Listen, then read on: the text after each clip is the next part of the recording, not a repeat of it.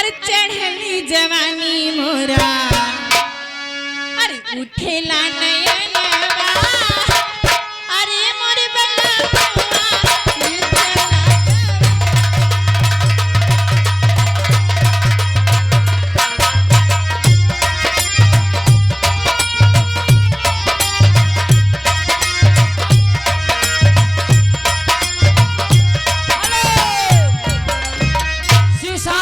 छोटा बच्चा उसके नाम से क्या देगा उसका भी कहना है हरण में धैर्य दे दावता चढ़ली जवानी मोरा उठेला नयनवा चढ़ली जवानी मोरा उठेला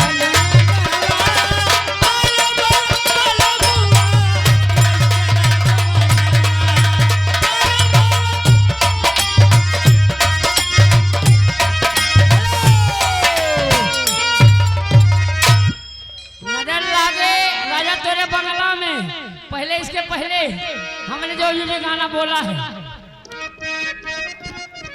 हरण में धैर्य दावता खाली कची का पियवा के बिन चालू इंजन चापता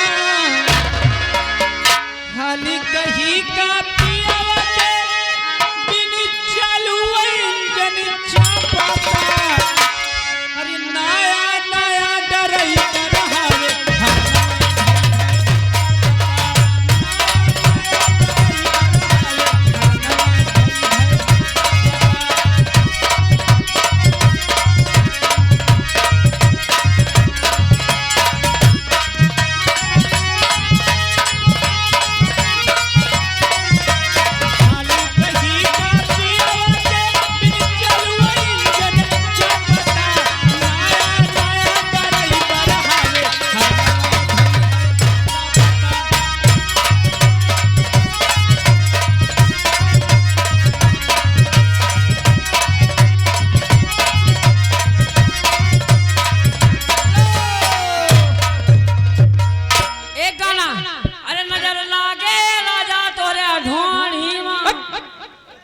नजरीला के राजा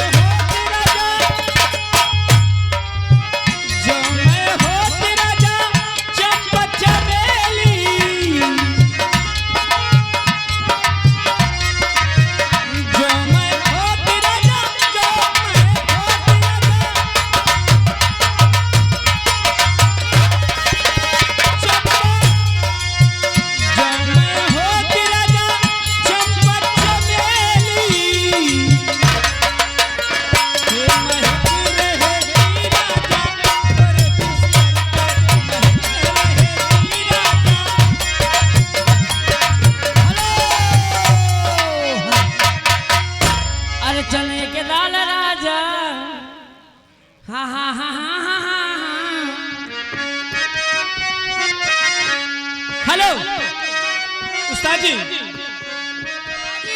मेरे साथ हामी हाँ मिलाएंगे? बोलिए। तो जो मैं करूंगी आप मेरे साथ तो करेंगे? करूंगी। मैं ईटा पाछो छो, मैं ईटा पाछो। तुम क्या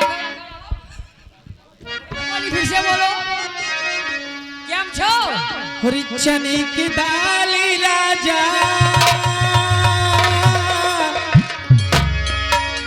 चने की दाल राजा, चने की दाल घुघुरी तड़का दिया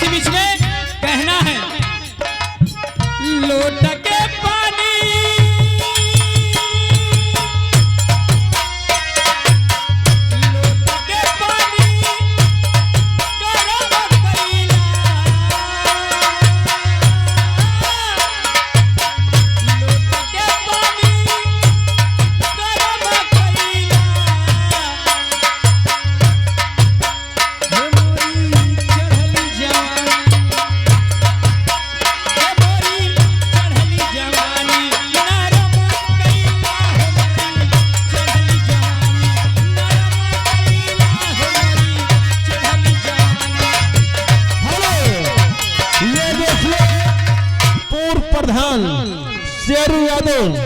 ये क्या रुपये दे रहा है? फरमाइश क्या है? हाँ। सैया काली साइल नहीं हो, कमर में छिप जाए। धन्यवाद। चाउमीन सेंटर वाले ये 21वें का पुरस्कार हमारे पार्टी को लाख बड़े धन्यवाद।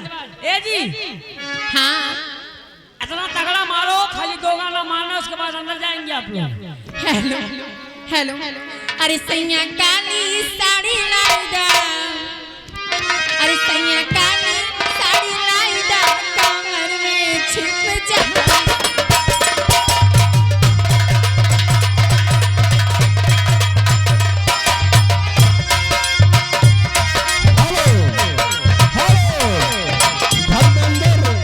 अगर हमारे बात सुनते हो प्राणपुर के, तुम्हें सीतारामपुरवा के कोई ढूंढ रहे हैं।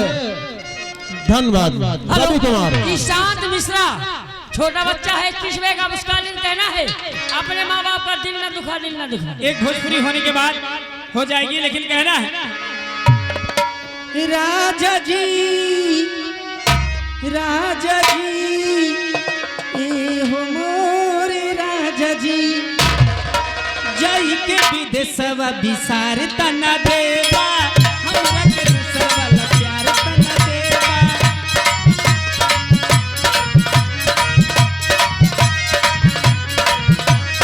जाई के विदेशवा विसार तना देवा, हमरा के दूसर वाला प्यार तना देवा। जहाजिया जहाजिया चढ़े से पहिले जहरिया देखे जइहा, जहाजिया चढ़े से पहिले जहरिया देखे जइहा। सुरेश मोतीगंज बाजार 10 का पुरस्कार है जी। अपने माँ बाप का दिल ना दुखा, दिल ना दुखा। 10 का पुरस्कार ये लाइन मारते आप लोग अंदर। फिर अपनी जन्नत को खुदा के लिए दो जख्म बना, अपनी जन्नत को खुदा के लिए दो जख्म बना।